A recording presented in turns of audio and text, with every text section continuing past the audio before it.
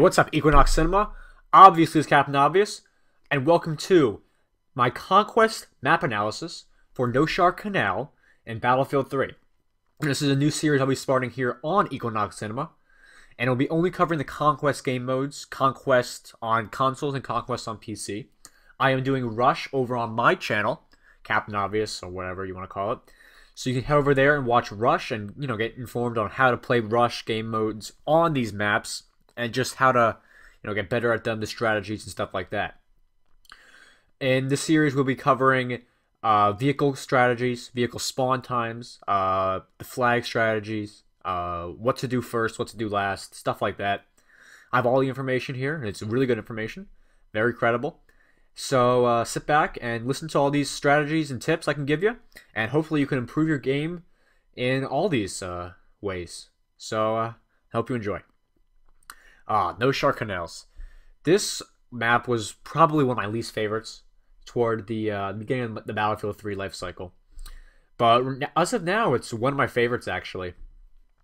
Because originally I didn't like the scout helicopters, but now I like them a lot.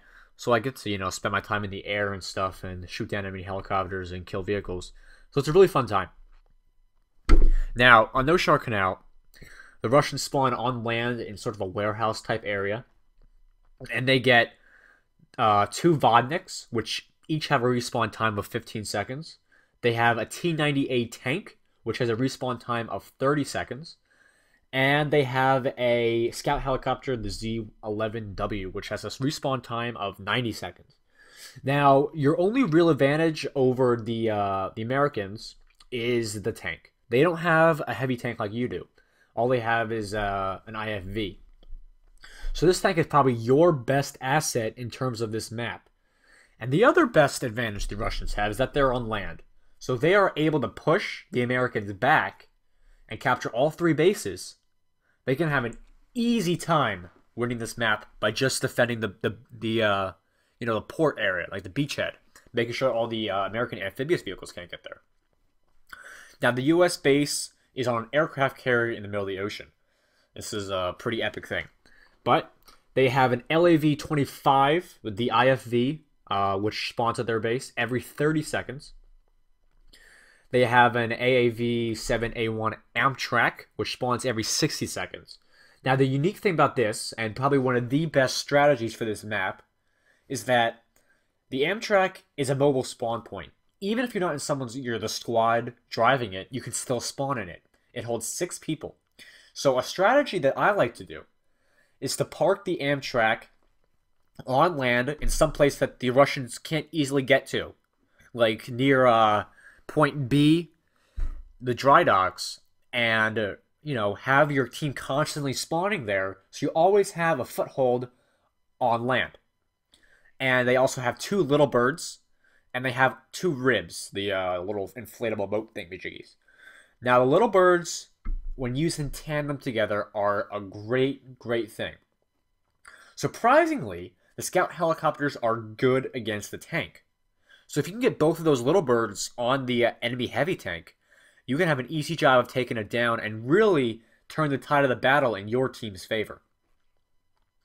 The ribs are also a very good way to quickly get to the beach after you spawn. Now, what I like to do is if I'm playing with a organized squad and we're talking with each other, we usually have one rib go for point A container area. And right next to it, there's a little ramp that goes up to it. So if you drive your rib up that, you can actually jump it over and really get it really close to point A, and you can capture it really quickly before the Russians even get one of their Vodniks over there and capture it. And then you can also take the rib and drive it over to point B and quickly take that, and you'll have a 2-cap advantage over the Russians really early in the game. And this is probably one of the best strategies to gain a foothold and actually push the Russians back into their base and capture point C.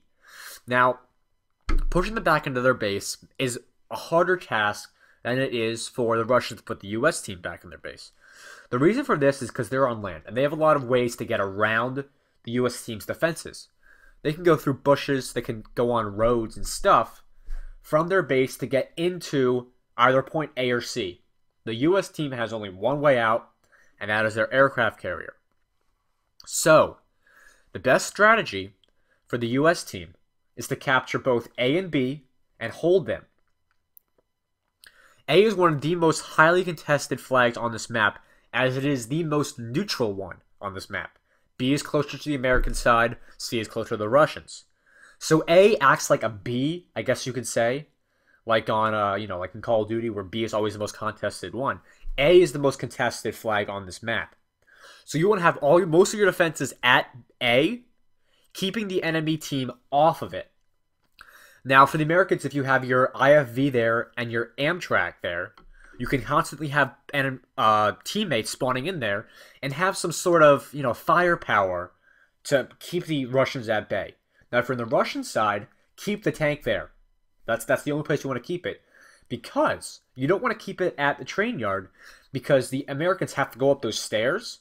So if you have somebody looking, down that way, like a sniper or something, down that long wall where the stairs are, you can keep the Americans off those stairs, thus keeping them away from train yard.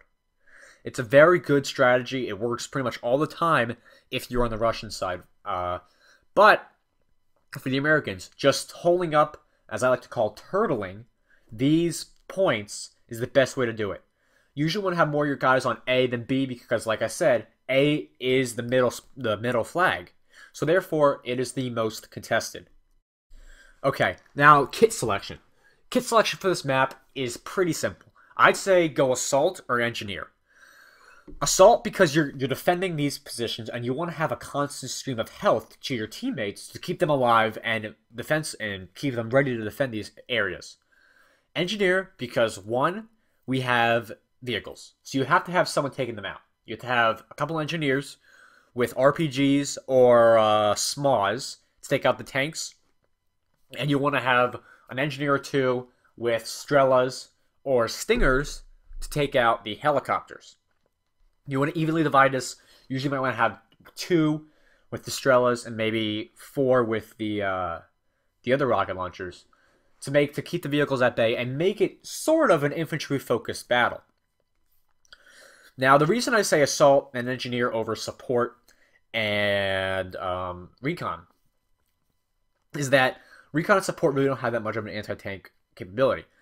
You may say Support, they have their C4, but yes, they have C4, but they can't take out enemy helicopters. And usually, if you have a smart tank player, they'll back up away from you, like me, or they'll get out and shoot you in the face. So go Assault and Engineer, as their weapons are more suited for close range, like this map is, like in the the container area in the buildings. But you may want to have a Support or 2 supplying ammo. I recommend not going Recon, because the map is too, cluttered and stuff, that the Recon won't have an easy job of picking people off. So I say Engineer, Assault. If you're Russian, try to push the Americans back to their aircraft carrier. If you are American, capture A and B, hold there, and just turtle out the rest of the game. Now for PC, the strategies are a little bit different, but they're the same general idea. But first, let's go over the vehicle strategies for PC. In PC, the US has the same base on the aircraft carrier, but the Russians have a different one. They are moved further back to their final base in Rush. This is an airfield. So, therefore, there's airplanes. US base still have an Amtrak, spawns 30 seconds. Now they have a Viper, the attack helicopter, which spawns 90 seconds. And they also have a transport helicopter, the Venom, and this has another spawn time of 90 seconds. They also have a Super Hornet, which has a spawn time of 40 seconds. 3 Ribs, which have a spawn time of 5 seconds. And they have an anti-aircraft gun. Still, like in console strategies, get the Amtrak on land and spawn in it. That's probably my best strategy in terms of vehicles. And you should always want to have your air vehicles in the sky taking out the enemy ground vehicles. It's very potent that you do that, and I'll explain why later. Russian base. They have 2 buggies. Spawn times are 15 seconds. They have a T-90A, spawn time of 30 seconds. They have a Havoc with a spawn time of 90 seconds. That's the attack helicopter. They have a Flanker E jet, which has a spawn time of 40 seconds, and one rib for a spawn time of 5 seconds. Now, that rib is the most important vehicle you have in the start of the game. It spawns in the canal. So, have a squad get in there, drive up the canal, and either take point A or point D before the US do. Preferably point A, as D is a little bit closer to the Russian base. Oh, wait, point D. The PC version is bigger. They have A, B, C, D, and E. D and E are closer to the Russians team. B and A are closer to the American side. And C is your neutral location. Russian team, same thing as console, push them back. That's the only strategy I can say for PC, as everything else in the console applies to them. US, you want to cap A, B, and C. So you can defend the hill from the Russians and prevent them from coming down it from E, and you want to defend D from preventing the Russians from getting there. But remember, watch the canal, as the rib can always come up there and steal A right out of your butts. Okay? Watch the canal, make sure the rib boat does not go up there.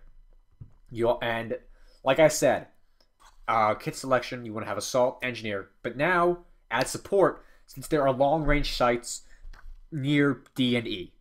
Okay? So you want to have your engineers with your rocket launcher taking out vehicles, and you want them with their anti-air rocket launchers taking out the helicopters and the jets.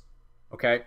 You want more anti-air than anti-vehicle, as the air vehicles on this map are more potent and more, powerful than the land vehicles. So focus on the air vehicles if they are in the sky. And don't get me wrong, you should focus on the land vehicles too, take them out too. But air vehicles first. Also, at Train Yard, you also have 2 buggies that will spawn on the respective teams. Container Air will spawn buggies. Canal D will spawn buggies and a BMP for the Russians. This is important. You want to get that BMP. So go for D first, get the BMP. You'll add armor support to your team. I hope you guys enjoyed the video. Very informative. I hope you use your strategy to improve your game on Noshahr Canals in Conquest mode. Go check out my channel. I'm doing Rush over there. I have great videos. Subscribe to me. Follow me on Twitter. And as always, rate, comment, and subscribe. And I'll see you guys later.